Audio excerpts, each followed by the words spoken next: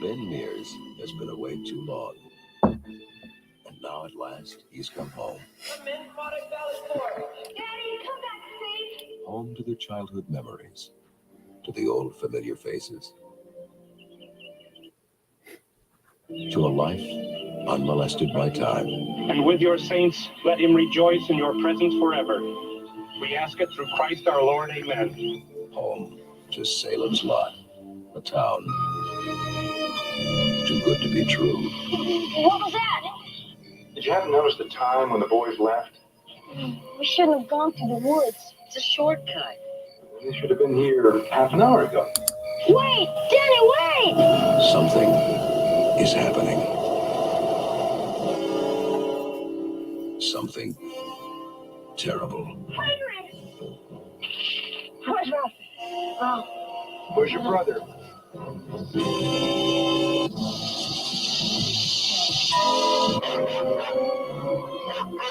Once the kid disappears, then this.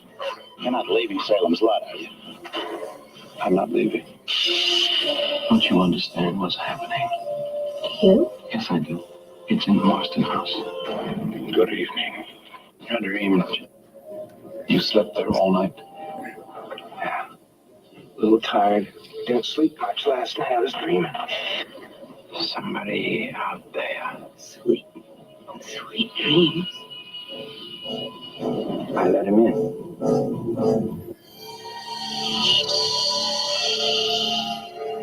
Oh, something all just happened Since I came here. It wasn't a dream.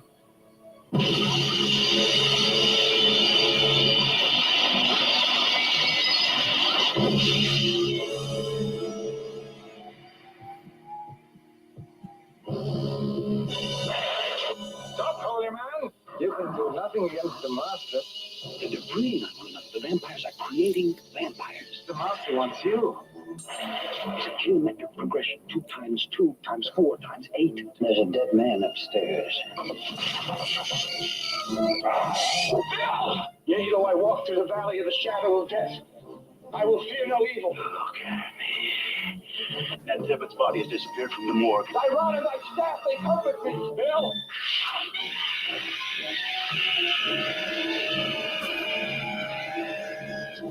And Susan's in there. Run! No! Look at him!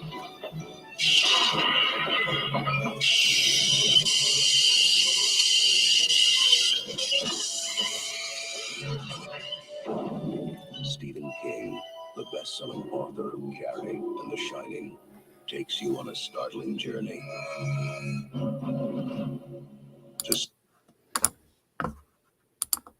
Well, good morning, everybody, and welcome to our final installment this season of the 31 Days of Monsters. Happy Halloween. I'm your horrible host, Graham Nolan. Today, we're going to be talking about Salem's Lot, the 1979 miniseries that first aired on TV. This was a game changer. I remember watching this when it first aired, and I was like, wow, this is like watching a movie. And in fact, it was supposed to be done as a film. But they didn't feel like they had enough time to tell the story because it was a complicated and longer story. And the other reason was financially. The Frank Langella Dracula and the Nosferatu film came out the same year. And they thought, well, maybe one more vampire is going to be too much. So they made it into a miniseries directed by Tobe Hooper, who, of course, everybody knows from his biggest film, which was Texas Chainsaw Massacre. He also did Poltergeist for Steven Spielberg, too, and tons of other things, TV and stuff that a lot of which you can't remember. But he was no stranger to horror, and was one of those directors that grew up as a monster kid in the 50s and 60s. This film is we watched it yesterday, I think, or the day before yesterday. It's a long one because, it's a miniseries. And it really could have been cut in places. There are some plot lines and story threads that go nowhere. For example, the cheating wife. They set that up in the first the first installment, and then by the second installment, there's nothing. We never know what happens to Fred Willard after he's attacked by the vampire. So there's some of these things that they set up in the first episode that never get resolved, and they could have, maybe cut some of that fat and gotten right to it. Now, the one thing that you cannot deny is James Mason is so wonderful in this role. He is so creepy. You listen to his lines and the way he reads them to you or says them to you. Try saying those things. Like if you were reading that, simple little things, like the one I've been quoting about, you'll enjoy Mr. Barlow. Mr. Barlow will enjoy you. Sounds innocuous. Excuse me. Sounds innocuous. But when he says it and you understand its context, it's so creepy, and he will enjoy you. The same way you'd say, you'll enjoy this steak. But he is awesome. And Mrs. Glick, the mother of the Glick boys who you saw in the trailer, who rises up, is actually James Mason's wife, a very accomplished actress herself, who appeared in this film as well. What else? Oh, you can't forget the Star Trek connections here, because we have 5 of them, which is quite a bit. You have Reggie Nalder, who plays the vampire, who was in Journey to Babel. He was one of the first guys to play an Andorian ambassador. You have Barbara Babcock, who was in multiple episodes, either as an actress or a voice. She was the voice of Trelane, and she was also in the I forget the name of the episode now, where the two planets are at constant war, and they maintain that balance, and Kirk goes in and blows up the machines where they kill each other, or they kill. Anyway, Barbara Babcock is in that one as well.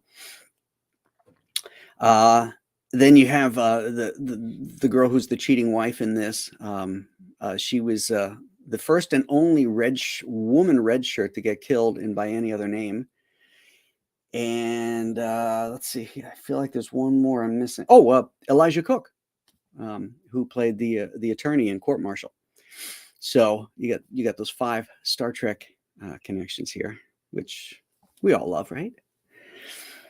Let's see, Reggie Nalder, and the makeup on him is so freaking scary. Obviously it's a toss back to the original Nosferatu, but in 1979, not many people had ever seen that look before. Nosferatu was, I believe, a public domain by that point, but there were so few copies, and there were shitty copies, that a lot of people hadn't seen it. And the only ones that knew what Max Schreck looked like in that film were the monster kids, the ones that followed, the Monster Times and Famous Monsters of Filmland and all those wonderful monster magazines of the 60s and 70s, and saw pictures of it. So to the general public, seeing Reggie Nalder's makeup would have been very, very shocking. And it still looks great. Those yellow eyes, the blue skin might be a little over the top, a little too blue. But yeah, he looked amazing and so threatening. I've only read like 3 Stephen King books. Not a huge fan of his, but the 3 that I've read, I enjoyed. The first one I read was Pet Sematary. The second one was Salem's Lot, and the third was The Mist. Salem's Lot, I mean, I read it back in the probably late 1980s, and I haven't revisited it. So I can't remember what Mr. Barlow was represented as in the book, but I seem to remember it not being anything like the Reggie Nalder character in this book, or in this film. However, it's very effective in the film. So I'd be interested to know, if I reread that book, how that would hold up and what I would think about that look. I mean, the books are usually better, but who knows? So, yeah, this was a long homework assignment, but I figured, you know what? It's the last. It's the last episode of the season for 31 Days of Monsters, so we get a little extra time in. So, good morning, everybody. Let's see who the gamers are who took this to the very end and showed up. JP Roca, he's a gamer. He says, "What's good?" Dr. Mask, of course, he's a gamer. He says, "Hail Graham, hail chat." Unfortunately, he didn't have time to do his homework, but I definitely want to watch this one again. There's a 2004 version with Rob Lowe. I just watched the trailer as I was looking for the trailer for this one. I haven't seen it. In fact, I didn't even know about it until recently since we started talking about this thing. So I suspect it's not very good because, 2004 and I haven't even heard about it. I'm curious if any of you guys out there in the chat have seen it and what your thoughts were on it. Is it worth a watch?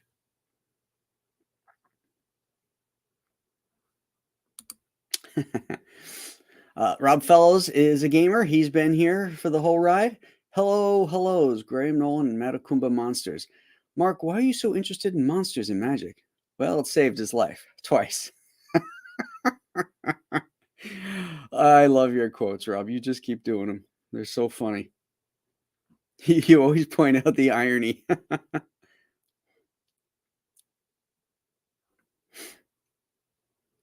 Hyper Kaiju is here. What's up, Ghoulish Gang? Happy Halloween. Dan Genovese is up early. Another gamer. Excellent. Fearless Freep wants to know where's Starsky. He's over there in that hutch. The Normie Nerd, Leg Kick 1. Deer Man. Hello. Please hit those like buttons, guys, before you forget. Remember your duty as ghastly soldiers of the monster family here is to come into the show and hit that like button first thing.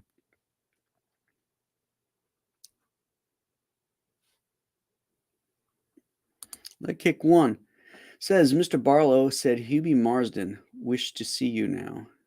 Said Hubie Marsden wished to see you. I'm not sure I get that. Marcus Kelgrew is up. Hello.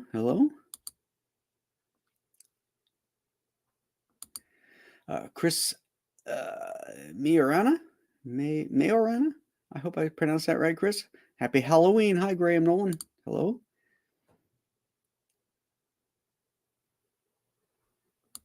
Yes, I caught this one too, Rob. When he's got Mark tied up, he says that should hold you tonight. What will happen tonight? Yes. That's all he says. Yes. It's so wonderful. I'm so glad you pointed that out, because that really jumped out at me. His response was almost a non sequitur, but again, with a simple word, and the way he says it, James Mason just exudes this creepiness. So great. Stat Zero, morning all. Good morning, Stat. Stat posts the Ghost of Matakumba Key link, which is also pinned to the top here. If you haven't backed that, please do so. Today's the last day. Probably be extending it 2 weeks, but we'll see how we go tonight. There was a problem last week with Indiegogo. If you weren't on yesterday's show, a lot of people were backing the thing, and it wasn't showing up in any of their emails.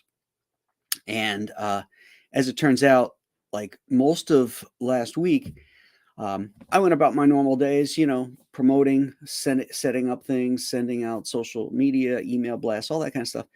And the amount of backers that I picked up was very, very little for the amount of work. And it's not my first rodeo. So there's a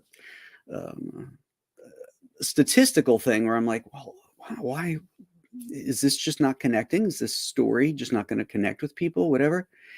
And then I started hearing from people saying that they backed it and it didn't show up. And I'd go on to the campaign and I'd look and their name wasn't listed. So Sunday morning rolls around And all of a sudden on a Sunday, which is also very rare to get many backers on a Sunday, most people back either on a Friday or a weekend. Sunday's usually the slowest, a Friday or Saturday, or during the early part of the week. So Sunday, all of a sudden, 26 backers come flooding in. I'm like, whoa, where is this coming from? And I figured that's what it was, is that Indiegogo finally got their crap together and got everybody into the system. So that put my mind at ease. And let's see what we went up to here.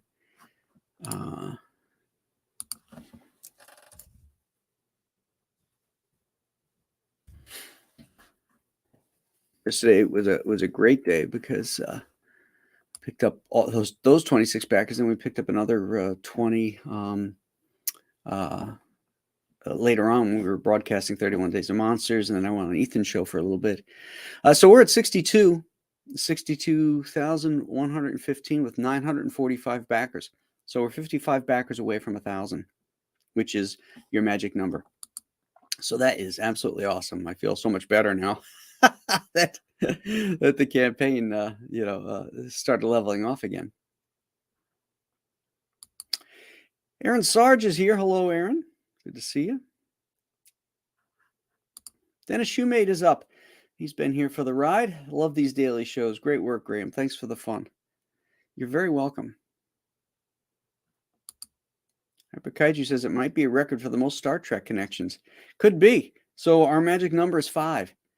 Let's see if we can catch something else that has more than 5. Oh, 6. Because David Soul was in the Apple. That's right. I forgot about that. 6. 6 is the magic number now. Thank you, Fearless Freep.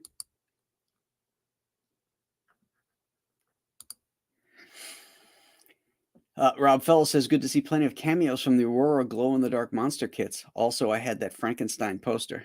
Yeah, that mummy one that is very much front and center there was one of my favorites because you could take him off the stand and use him as an action figure, because his hand was out. Same thing with Frankenstein. That was a good. Dracula was more like this, wasn't as good as an action figure. But the Frankenstein one, and I never glued mine to the base. I always kept them in the posts so that I could take them out and play with them. You got to remember, this is before they had action figures for any kind of monsters. So we built our models and used those. Scott Pickering is here. He says, good morning. Stat Zero says he thought the blue skin gave a bit of a comic book vibe. Looks great on the page. I was fine with it. Far different in the remake played by Rutger Hauer. Yeah, I suspect that version, the Hauer version, is probably closer to the Mr. Barlow in the books. It's up on HBO Max, I believe. I turned it on, and in 5 minutes, I turned it off. So, no for me. Brian Shockey is here. He says, good morning and happy Halloween, everybody. Stat Zero says, I'd give it a watch to compare with the original. It's a bit different. I doubt you would love it. Interesting comparison, though. Okay. I'll have to look for that. See if that's streaming anywhere. Could be something to watch tonight. I'm going to be busy with a closeout tonight.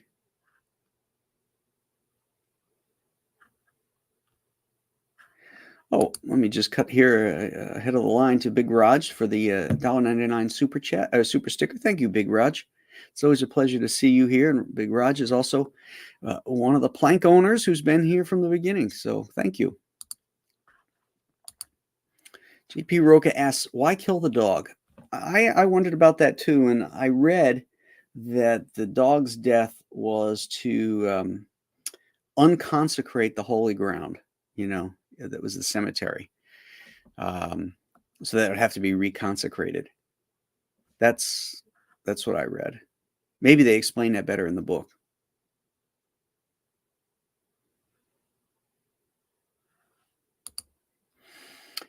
Got Bart Sears to sign my giant size two-fisted Manly Tails yesterday. He was very happy with it, especially the colors. Oh, great.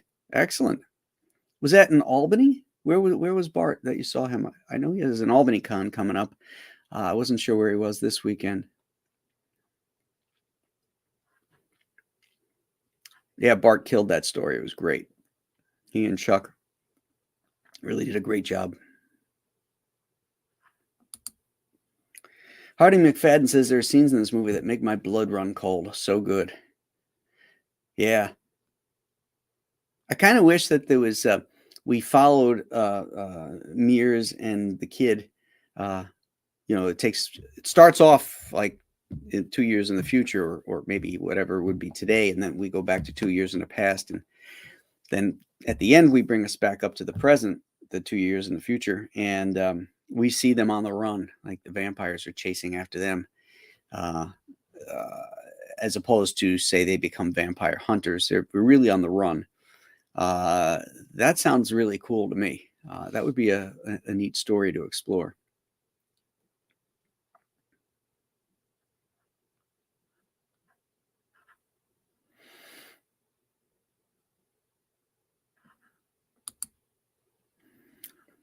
Stippling Vaughn says a super sticker reminding us to hit the like button. Awesome.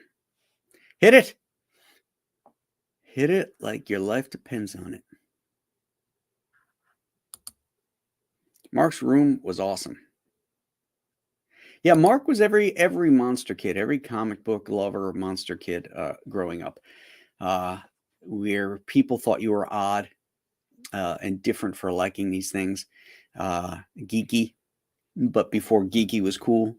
The father's response, I think, is very normal and natural. Particularly, he's a numbers guy. He's an accountant, and he just can't understand his son. It's a whole different generation. Nowadays, it's completely different. This geek culture has really taken off and is now become hip and cool to be a part of.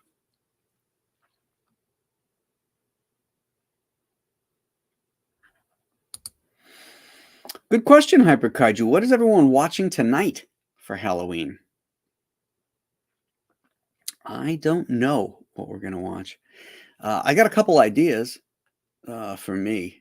I think two favorites of mine are Curse of the Demon with Dana Andrews. Love that one. Another one would be The Crawling Eye, or the Trollenberg Terror, as it is known. That's another great one I love. But that's one, there's something about the Trollenberg Terror, maybe because of the snow in the mountains and stuff, The Thing from Another World, those two I could watch in the winter. It doesn't have to be Halloween time. And I just saw A Thing from Another World, so, and Abbott and Costello Meet Frankenstein, which is another staple. So we might go with something like that. Dark Shadow Logan, happy Halloween, everyone. I'm happy for all the success you are having, Graham. Well, thank you. That is very, very nice of you to say. Not possible without all you guys. Cutting off the umbilical cord of corporate comics and putting your trust into those of us that are trying to do the great comics that America used to produce. I thank you for the hats off to me, but my hats off to you guys too for supporting us. It's a team effort, gang.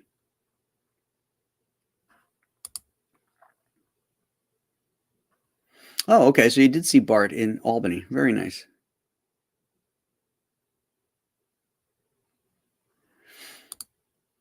Bart also said he enjoyed doing it. First time he has worked with Chuck. Yeah, that's true. I mean, they worked with each other at CrossGen in Tampa. Bart was art director there, but they didn't work together on he never drew a Chuck story, which is really neat. I was glad I could pair those two guys up. Two great talents. We all still think you're odd, Dan. But that's okay, because we are too. Oh, Scott Pickering's going to watch the Mad Monster Party. All right. Good luck with that. I think I closed Halloween off with Mad Monster Party last year. That one is a tough chew. I so want to love it, It was a staple every Halloween as a kid. And then there was decades that went by where it wasn't shown. And then sometime in the late 80s, AMC showed it for the first time. And I watched it and I was like, whew, wow. The music is not that good. Some of the scenes go on way too long. It's a tough chew for me. But it's got Harvey Kurtzman and Jack Davis designs, so that covers a lot of sins. Hyper Kaiju says, I showed my wife Frankenstein and the Wolfman tonight. So think we will watch Frankenstein meets the Wolfman tonight. There you go. Frankenstein meets the Wolfman has, I would say without a doubt, the best Universal Monster opening of any of their movies. As you know, it's the first monster movie I ever saw. And, just like with Mad Monster Party, a lot of the stuff doesn't hold up when you grow up. This does. That opening, the movie falls apart later on because of editorial issues and changes to the script. But that opening is just classic. The two grave robbers are going through that cemetery. The atmosphere in that scene, and they climb in, and then they find the body of Lawrence Talbot in there, and then it's still intact and hasn't rotted, and they're grave robbers, is what they are. And then they look and they see the full moon, and then the hand grabs up and grabs the guy, and the one guy takes off scared and runs out, and just full of atmosphere. Such a great opening sequence.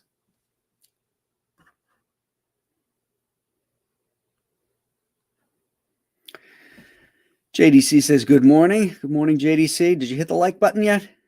Hit it. Marcus Calgary describes all of you guys as patrons of the arts. I like that.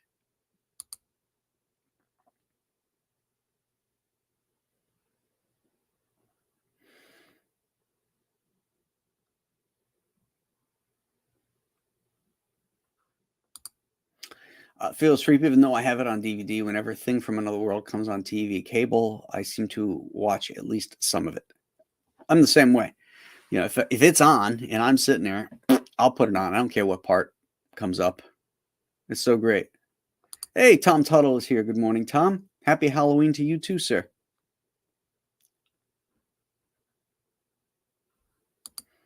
And this cuts to the heart of it. Mad Monster Party should have been 30 minutes. Agreed. If they had condensed things and got more to the meat of the story, it could have been 30 minutes. It would have been much better.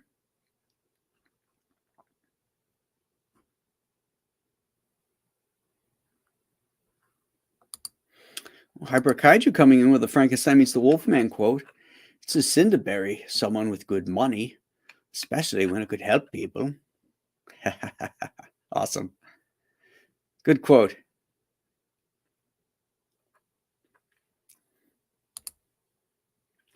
Agate Smith says, still creepy to this day. I'm assuming we are talking about that opening to Frankenstein meets the Wolfman.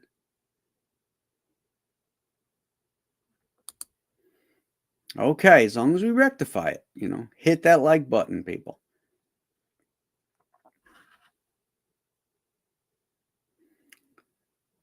All right, so we got some people watching it and hitting the like button on Facebook. Okay, we need to hit it on YouTube. That's where you guys should be watching this stuff, not on Facebook. Facebook is just to remind you to go to your YouTube to watch it and hit the like button there. Because we all know how Facebook is with their algorithms and their throttling back of stuff. They don't want people going elsewhere. Delaware Comics Dude. Happy Halloween, Comicsgate. Happy Halloween. What's this? Horror Mike. Hail Graham Nolan. Ghost Watch 1992. Aired once on BBC Halloween night. Never shown again. Considered too scary. Being released on Blu-ray in December, I believe. Ooh, Ghost Watch.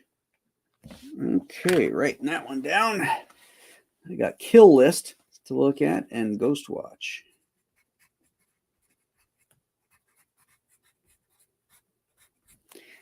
I will look that one up, see what that's about.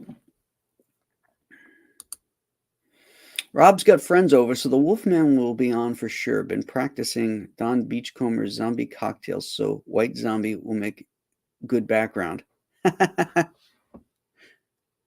sounds like you're going to have a good time tonight. Looks like you changed your avatar. You got to get the Compass Comics hat back on that guy, or I won't know it's you. Pete Toohey, happy Halloween horror movie marathon for me today in between Comicsgate streams. Oh, very cool, Pete. Very, very cool.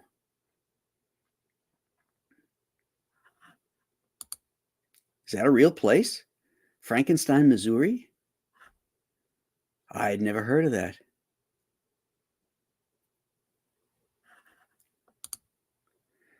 Well, that's just too scary for us. Go back to your Wolfman then, Rob. I just busted on you.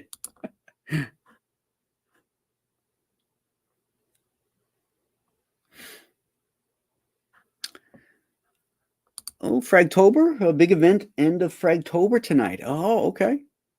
Yeah, lots of stuff going on tonight because I'll be closing out Ghost of Matakumba Keys First 30. Billy's closing out She Sakura. So could be a late night tonight for some of us. John Carpenter is hosting 4 nights of kaiju watch parties for Godzilla Day, November 3 through 6. Gojira, War of the Gargantuas, Rodan. Oh, now that's the cream of the crop right there.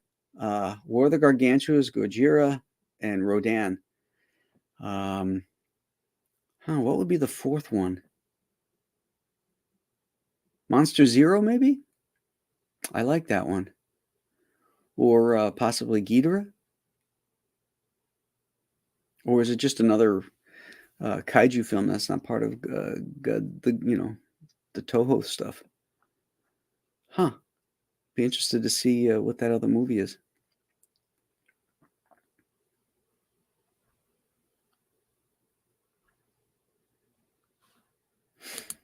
It's called John Carpenter, Master of Monsters. Ah. Where is he doing it? Ah, it's Ghidorah. Okay. I figured it had to be. Something with Ghidorah in it. Or Ghidorah. The 3-headed monster. I love that character, that monster, because I love the sound effects for it. And he was so badass because, it took more than Godzilla to beat him. The king of the monsters couldn't beat him on his own. He was like, the perennial, he was like Bluto or Brutus to Popeye,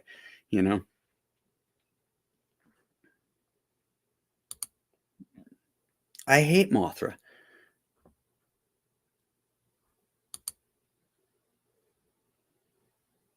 You should slide Frankenstein Conquers the World in there. Well, yeah, I mean, if you're going to show War of the Gargantuas, the first one would be Frankenstein Conquers the World, because War of the Gargantua is a direct sequel to it. Well, they took all the reference out in the U.S. version, which has been since put back in, and I watched it recently on, might have been on Criterion, and all of a sudden they're referencing Frankenstein, and I'm like, whoa! I'd never heard this before in the dialogue and stuff, and all of a sudden it makes a lot more sense, and it's a great movie, even the original U.S. version, but made even better now that it clearly connects to the other film.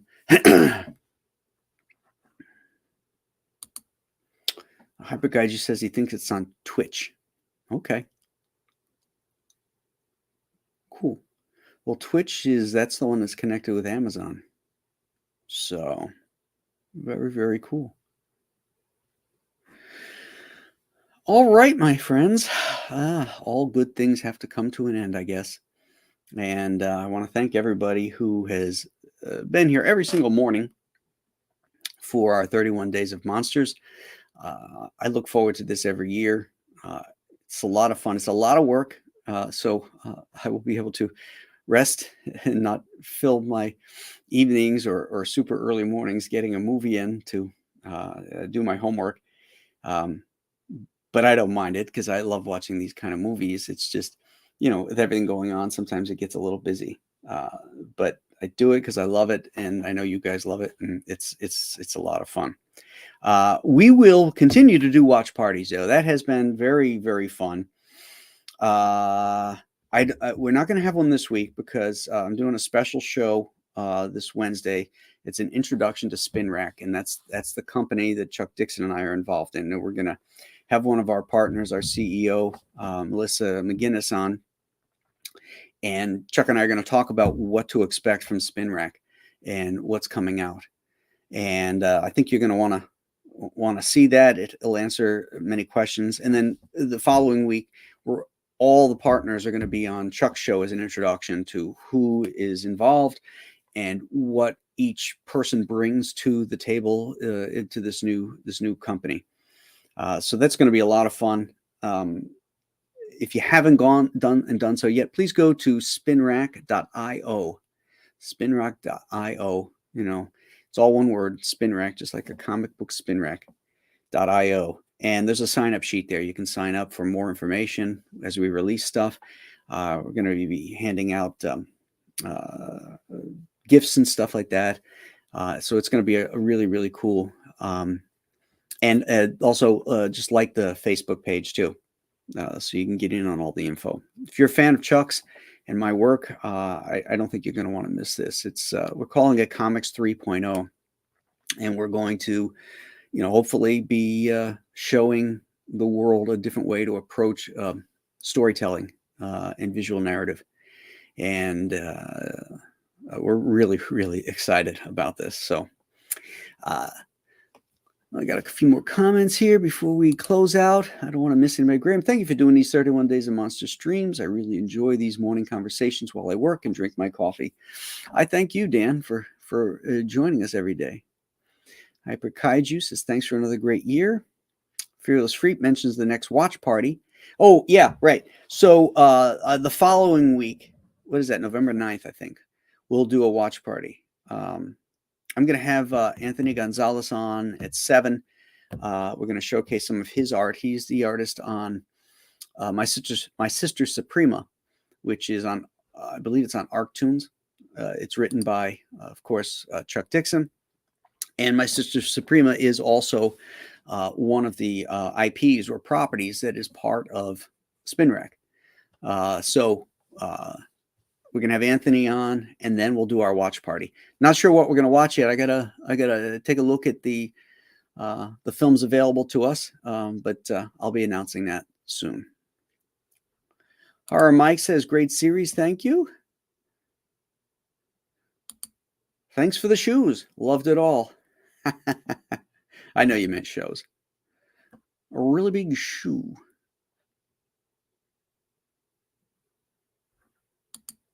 JP Roca says, watch party's bad on Wednesday. That is a new Dynamite. That is, might have to retype that one. I'm not sure what you are trying to say. Why watch parties are bad on Wednesday.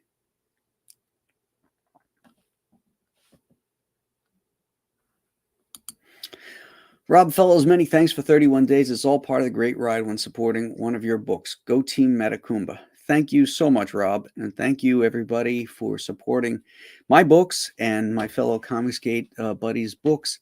We're having so much fun creating these products and getting the response from everybody. Did you see Shane's launch yesterday? Within, 10, 12 hours? He broke 100,000 on his Inglorious Rex 2. That's amazing. That's absolutely amazing. And I know that people at the other comic book companies are shaking their heads like, why is this happening? And they just can't understand why it's happening. And I like it that way. Keep your head in the sand. That's fine. Oh, AEW, All Elite Wrestling. What is that? I don't understand what that is. It's a wrestling show, Stat Zero says. Danger Vanessa is here. She says, hail, everyone. Hello, Vanessa. A wrestling show? That's all right. Who wants to watch wrestling? That's fake. When you could watch really bad monster movies with us, right? So, all right, my friends. we will tap out here, to use a wrestling term. And I wish you guys a happy Halloween. And make sure you back the Ghost of Matacumba Key. Watch the Kings tonight. The Professionals Tuesday night. And then, of course, the Storytellers and watch parties on Wednesday night. You guys are the best. And we'll see you again soon. Bye-bye.